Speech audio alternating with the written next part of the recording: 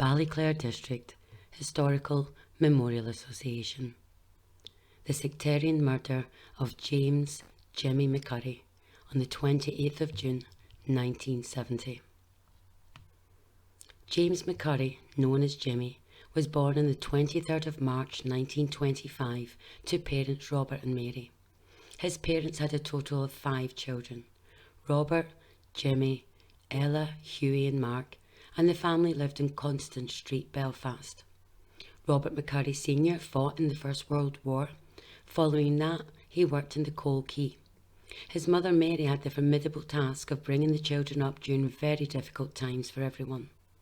Jimmy attended St Clements and Castlereagh Street, followed by Euston Street School.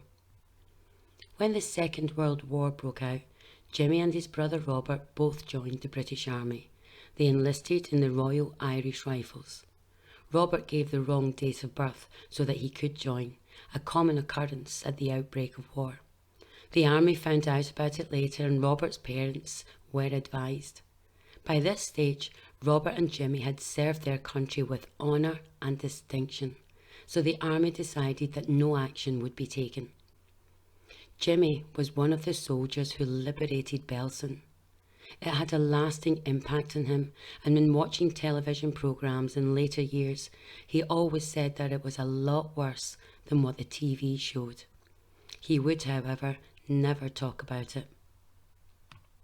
When Jimmy McCurrie met his future wife Kathleen, he was still in the British Army, but had changed regiments and was now based in Germany, serving with the Gordon Highlanders. Jimmy left the army in 1949 and again followed in his father's footsteps and started working in the coal quay. Kathleen and Jimmy got married on the 4th of January 1950. They honeymooned in Dublin for 3 days before returning to live with Jimmy's mum Mary. After 2 happy years there, they moved into their first home in the Garnerville area of East Belfast, before then moving into 1 Ardulawn Street, just off the Newtonards Road. Jimmy and Kathleen had 5 children: Mary, Robert, Billy, Margaret, and then after Jimmy was murdered, his wife Kathleen gave birth to their 5th child, who was named after his father. On Saturdays, Jimmy McCurrie called to see his mother and his younger brother Mark. Mark suffered a heart complaint and was often unwell, so Jimmy would call round to help and give his mum a break for a while. It was the 27th of June 1970, and Jimmy, for the first time in many weeks, decided to go for a drink. He went to the Scotch Row public house, where he was a member of the Rangers Supporters Club. Jimmy won the ballot that day, a chicken.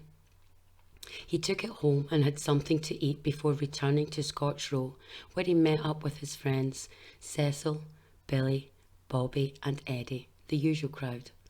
They stayed in Scotch Row until just after 9 o'clock, when they left to go round to the Buffs Club on the Albert Bridge Road. The plan, once the Buffs closed, was to head back to Jimmy's house, where Kathleen had prepared soup and sandwiches for everyone. Kathleen McCurrie was at home looking after the children and preparing the soup and sandwiches for Jimmy and his friends. Young Robert McCurrie, who was almost 19, had been at a dance in Belfast. The dance closed early due to the trouble that was breaking out across Belfast, so Robert had started making his way home. Billy McCurrie, who was 12 years old, had earlier been out painting the curbstones, begged his mum to let him stay up as he wanted to ask his dad something. When Jimmy was out for a drink, Kathleen could nearly set her clock for the time he would walk in the door at 11 o'clock. She wasn't duly unworried. As time passed, the soup and sandwiches would be okay for a while. Kathleen next looked at the clock at 11:30 and she realised that Jimmy was late. Just as she went to the front door at 11:45, she stopped. Her intuition told her something was wrong. Her concern was not for her husband Jimmy, who was out in the safety of East Belfast, but for young Robert, who was out in the city centre. The street lights were out, and by this stage Kathleen was aware of the trouble on the Newtonards Road. From her home she watched shots bouncing off the walls of the Sydenham bypass. The shots were coming straight down Fraser Street, hitting the walls and lighting up the immediate area. Kathleen went across the road to see Billy's wife Lillian, who was a close friend. One of Jimmy's friends that night recalled, "We left the Buffs around 10:30, 10:45. The area was quiet, there was no sign of any trouble. None of us were aware of any troubles elsewhere in Belfast. We walked down Glenmore Street, through Keelty Street, into Westbourne Street, and on into Beachfield Street. The area was quiet. We were just our usual selves, laughing, chatting. Just 5 lads out for a drink and now making our way home for some much needed food. We were not creating any trouble or anything like that. All 5 of us were going for something to eat in Jimmy's house. It was tradition that the women would take it in turns to provide food, usually soup and sandwiches, and perhaps a wee drink." Jimmy's friend Robert told the inquest, "I think there were about 10 shots fired in the first burst of gunfire. I stood for a few seconds, as I did not know what was happening. Cecil shouted to us to get down, as that was gunfire. During the time we were crawling back, there were further bursts of gunfire, and in fact there was continued gunfire. We kept calling McCurrie's name, but we never got any answer. We all stood at the corner of Thistle Street and Beachfield Street for a few minutes. Cecil and I decided to try and find out where Jimmy was or what happened to him. We both crawled back to Bryson Street corner, and I was waving a white handkerchief, but there were still bursts of gunfire and I could not get near or see Jimmy. We retreated back to Thistle Street and went on along towards Newtonards Road. The police could not help us, and there was no military about. We stopped an ambulance and asked if they would go to Bryson Street to see if James McCurrie was wounded or dead. The ambulance crew would not go into that area on account of the trouble. We stood about hoping to see James McCurrie appear from the side streets.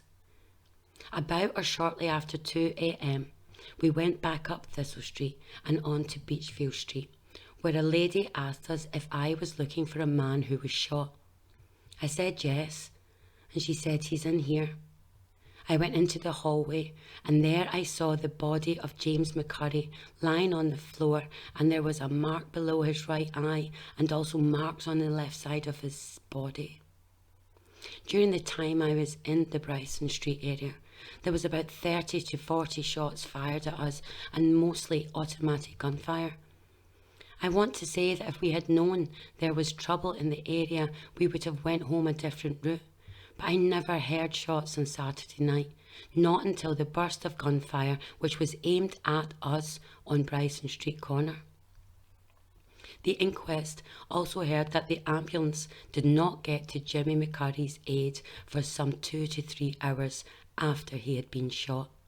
About 2 o'clock in the morning, a knock came to Kathleen McCurrie's door. At the door was Jimmy's friend Cecil and a local minister. Cecil told Robert, the eldest son, what had happened, and they both identified Jimmy's body at the morgue. Jimmy died on the 28th of June 1970 at 5 past midnight. His death caused by an IRA bullet to the abdomen.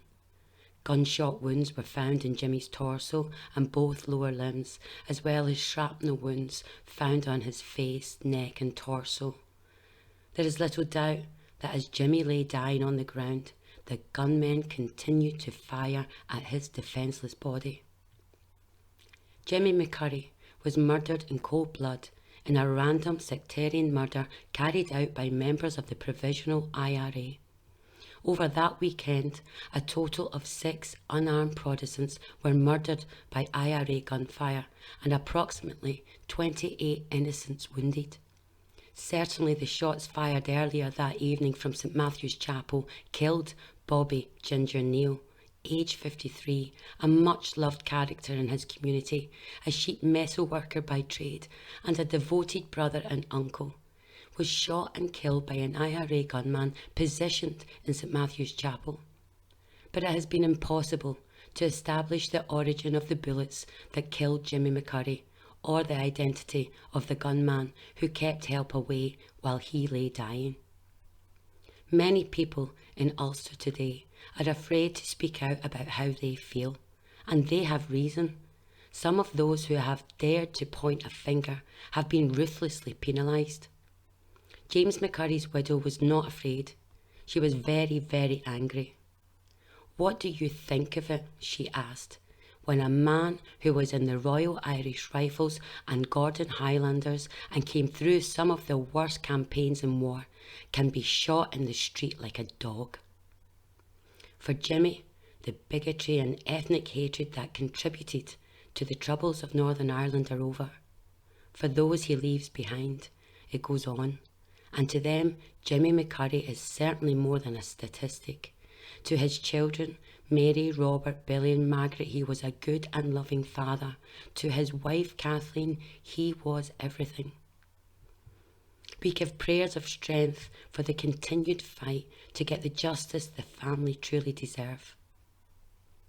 In memory of James Jimmy McCurrie, aged 45, murdered by the IRA on the 28th of June 1970. Lest we forget. If you're enjoying our channel, please let us know by clicking on the like, share and subscribe icons below. And thank you for your continued support.